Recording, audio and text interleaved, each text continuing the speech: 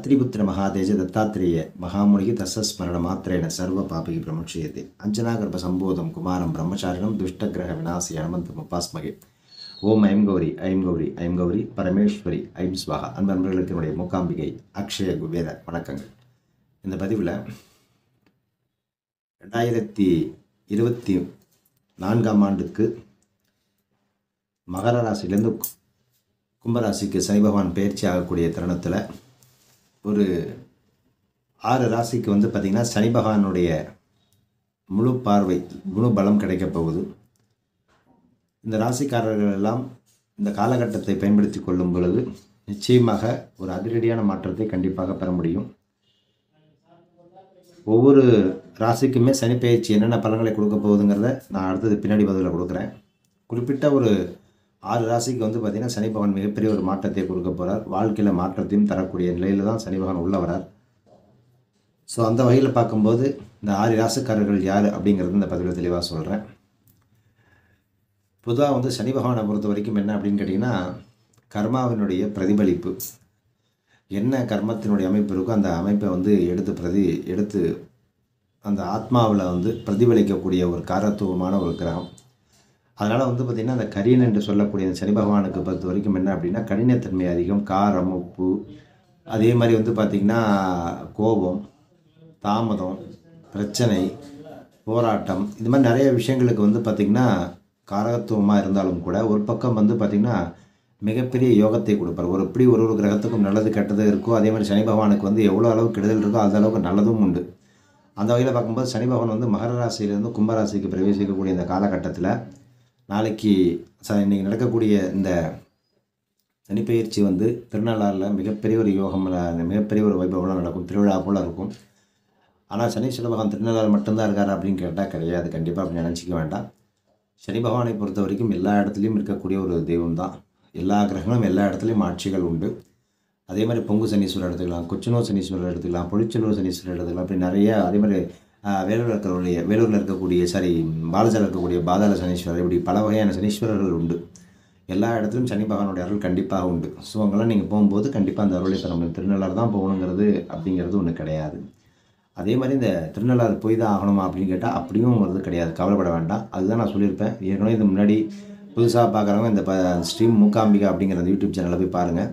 இன்றைக்கி இந்த சனி பயிற்சியில் நீங்கள் வீட்டில் செய்ய வேண்டியது, இந்த பலனுக்குள்ளே போகிறதுக்கு முன்னாடி இந்த ராசிகளை பார்க்குறதுக்கு முன்னாடி நீங்கள் என்ன செய்யணும் அப்படின்னா, சனிப்பயிற்சி ஆகும்போது சாயங்காலம் 5:40 சனிப்பயிற்சி ஆகும்போது ஒரு பித்தளை தட்டில் எள்ளை பரப்பி 19 அகல் தீபத்தை வைத்துக்கொண்டு அந்த அகல் தீபத்தில் நல்லெண்ணெயை ஊற்றி சிகப்பு கலர் திரி இல்லைன்னா நார்மலாக ஒரு திரி பஞ்சு திரியை போட்டு தீபத்தை ஏற்றுங்க. கண்டிப்பாக மேற்கு நோக்கி அந்த தீபம் எரியணும்.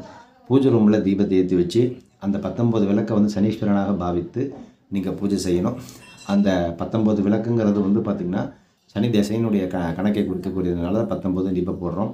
ஸோ பூஜை முடிச்சுட்டு சனீஸ்வரனுடைய திருநள்ளாறு பதிகத்தை படித்து 3 தடவை படித்து அதுக்கப்புறம் அந்த தட்டை 19 தடவை சுற்றி நீங்கள் கற்பூர தீபம் காமிக்கும்போது சனி பகவானுடைய பரிபூர்ண அருள் கிடைக்கும். நாளைக்கு செய்ய வேண்டிய விஷயம் அதுதான். அதே போல் சனி பகவான் பார்த்திங்கன்னா நாளைக்கு இந்த மகர ராசியிலேருந்து கும்பராசிக்குள்ளே வரும்பொழுது பார்த்திங்கன்னா ஒரு குறிப்பிட்ட ராசிகளுக்கெல்லாம் கொஞ்சம் கவனமாக இருக்க வேண்டிய காலகட்டம். அதே மாதிரி சில ராசிகளுக்கெல்லாம் ஏற்றத்தை நோக்கி நகரக்கூடிய ஒரு காலகட்டமாக இருக்கும். மகரம், கும்பம், மீனம் ராசிகளுக்கெல்லாம் இதெல்லாம் ஏழரை சனி காலமாக இருந்தாலும் கூட தனுசு ராசிக்காரர்கள் இப்போ இந்த நான் ஏற்கனவே சொல்லியிருப்பேன் எல்லாம் ஏழரை சனி விலகுது அப்படின்னு சொல்லி ஏற்கனவே நான் சொல்லியிருந்தேன்.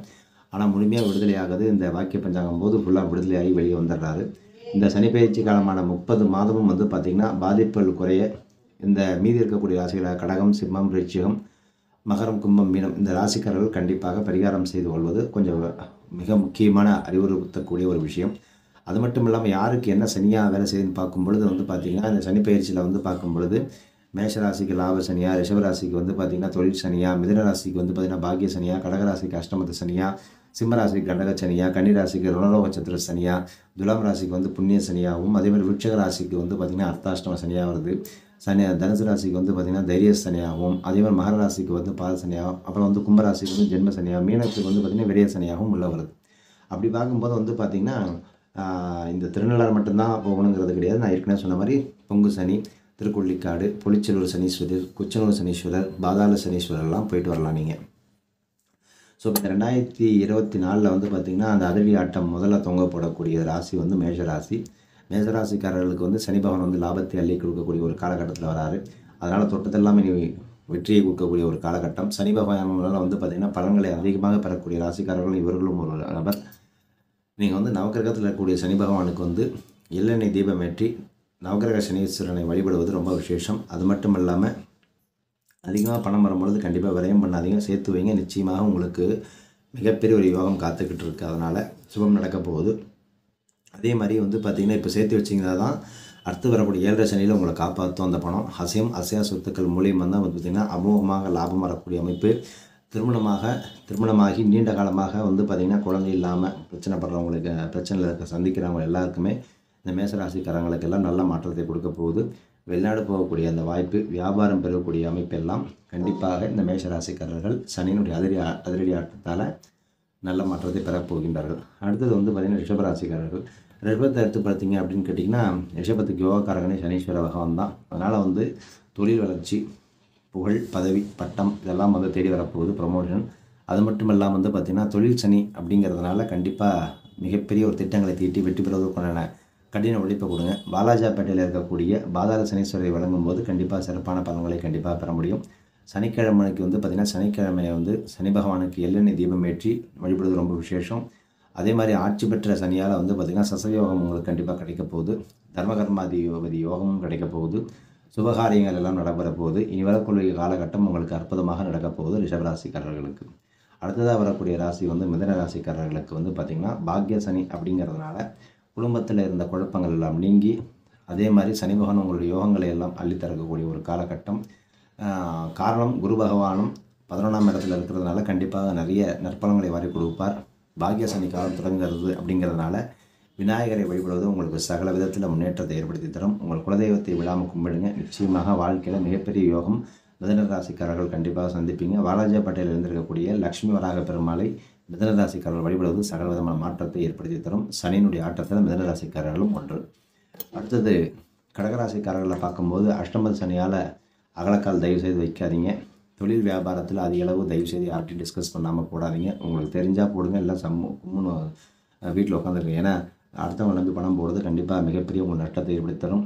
அதே மாதிரி தொழில் எதுவும் தயவு செய்து இப்போ வந்து அதிகமாக முதலீடு போட்டு மாட்டிக்காதீங்க. கொஞ்சம் யோசித்து கன்சல்டேஷன் எடுத்துக்கிட்டு பண்ணுங்கள். பங்குச்சந்தை தயவுசெய்து தள்ளி வச்சுருங்க, உங்களுக்கு இப்போ ஒத்து வராது. அதே மாதிரி வந்து பார்த்திங்கன்னா யாருக்கும் தயவுசெய்து பணத்தை தர வேண்டாம், கடனாக தர வேண்டாம், நகை பணம்லாம் திரும்பி வராது. கொஞ்சம் நிதானமாக சுதாரித்து இருந்துக்குங்க. அதே மாதிரி வந்து பார்த்திங்கன்னா ஆலயம் சென்று வருவது, திங்கட்கிழமை அன்றைக்கி சிவபெருமான் கோவிலுக்கு போய்ட்டு வருவது, பாலாபிஷேகத்தை பார்ப்பதெல்லாம் உங்களுக்கு சிறப்பான பலன்களை அள்ளித்தரும். கொச்சனூரில் இருக்கக்கூடிய சனீஸ்வர பகவானை ஒரு தரிசனம் பண்ணிட்டு வாங்க. நிச்சயமாக நல்ல மாற்றம் உங்களுக்கு மாற்றி கொடுக்கும். இன்வெஸ்ட்மெண்ட்டில் மட்டும் கவனமாக இருங்க. பணத்தை கடனாக கொடுக்குறது, ஜாமீன் போடுறது மட்டும் ஜாக்கிரதையாக இருங்க. அடுத்தது சிம்ம ராசிக்காரர்கள்.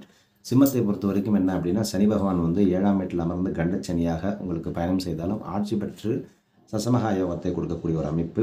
அது மட்டும் இல்லாமல் அற்புதமான காலகட்டம். வேலை, தொழில், லாபம் எல்லாம் சிறப்பாக இருக்கும். சனி பகவானுடைய பார்வை உங்கள் ராசிக்கு கிடைக்கிறதுனால உடல் ஆரோக்கியத்தில் மட்டும் கவனத்தை செலுத்துங்க சிம்மராசிக்காரர்கள். சிம்மராசிக்காரர்களுக்கு கண்டகச்சனி காலம் தொடங்குறது அப்படிங்கிறத பயம் எல்லாம் தயவுசெய்து விட்டுடுங்க. எல்லாருக்கும் அந்த கண்டகச்சனி வேலை செய்யாது. அவர்களுடைய அமைப்பை பொறுத்து தான். வாலாஜாப்பேட்டையில் இருக்கக்கூடிய பாதாள சுவர்ண சனீஸ்வரரை வழிபடும் பொழுது உங்களுக்கு நல்ல மாற்றத்தை ஏற்படுத்தி தரும். சனிக்கிழமைகளில் சனி பகவானையும் பைரவரையும் வழிபடுவது உங்களுக்கு சகல விதமான ஏற்றத்தையும் மாற்றத்தையும் ஏற்படுத்தி தரும் சிம்ம ராசிக்காரர்களுக்கு. கடைசியாக வரக்கூடிய ராசிக்காரர்கள் எடுத்தோம் அப்படின்னா கன்னி ராசிக்காரர்கள். உங்களுடைய ராசிக்கு 6ஆம் வீட்டில் சனி பகவான் சஞ்சரிக்கக்கூடிய காலகட்டம் பொன்னான காலகட்டம். கன்னி ராசிக்கு வந்து 7 அதாவது முழு அதிகாரத்தையும் வந்து பார்த்திங்கன்னா சனி தரக்கூடிய ஒரு அமைப்பாக உள்ள வராரு. இதுவரை நிறைய கஷ்டங்களை, சறுக்கங்களை எல்லாம் சந்தித்து வந்திருப்பீங்க, அவமானங்களை சந்திச்சிருப்பீங்க, நஷ்டத்தை சந்திச்சிருப்பீங்க. சனி தனது சொந்த வீட்டில் வந்து அமரும் பொழுது என்ன ஆகுது அப்படின்னு கேட்டிங்கன்னா, இந்த காலகட்டத்தில் இருக்கக்கூடிய இந்த கடன், நோய், எதிர்ப்பு, வறுமை இதெல்லாம் வந்து கட்டுப்பட்டு உங்களுக்கு நல்ல மாற்றத்தை ஏற்படுத்தி கொடுப்பார். விபரீத ராஜயோகம் கண்டிப்பாக கன்னிராசிக்காரர்கள் வரப்போகிறது. பொறுத்திருந்து பாருங்கள். உங்கள் வாயை மட்டும் கண்ட்ரோல் பண்ணுங்கள் போதும். நிச்சயமாக நல்ல மாற்றம் கண்டிப்பாக உண்டு. 6ஆம் வீட்டில் அமர்ந்திருக்கக்கூடிய ருணரோக சத்துர சனி அப்படிங்கிறதுனால ஸ்ரீ சக்கரத்தாழ்வாரையும் ஸ்ரீ விநாயகர் பெருமானையும் வழிபடுவது உங்களுக்கு மிகப்பெரிய நல்ல மாற்றத்தையும் யோகத்தையும் ஏற்படுத்தி தரும். ஆக மேஷம், ரிஷபம், மிதுனம், கடகம், சிம்மம், கன்னி இந்த 6 ராசிக்காரர்களுக்குமே இந்த 2024 நடக்கக்கூடிய சனி பெயர்ச்சி வந்து அதிரடி மாற்றத்தை காட்ட போகிறார். ஸோ உங்களுடைய திட்டங்களை சரிவர தீட்டி கடுமையாக உழைக்க தொடங்கினீங்க அப்படின்னாவே போதும். சனி பகவான் மிகப்பெரிய ஒரு மாற்றத்தை ஏற்படுத்தி தருவார் என்று சொல்லி இந்த பதிவை நிறைவு செய்கிறேன். நற்பவி நல்லது நடக்கட்டும்.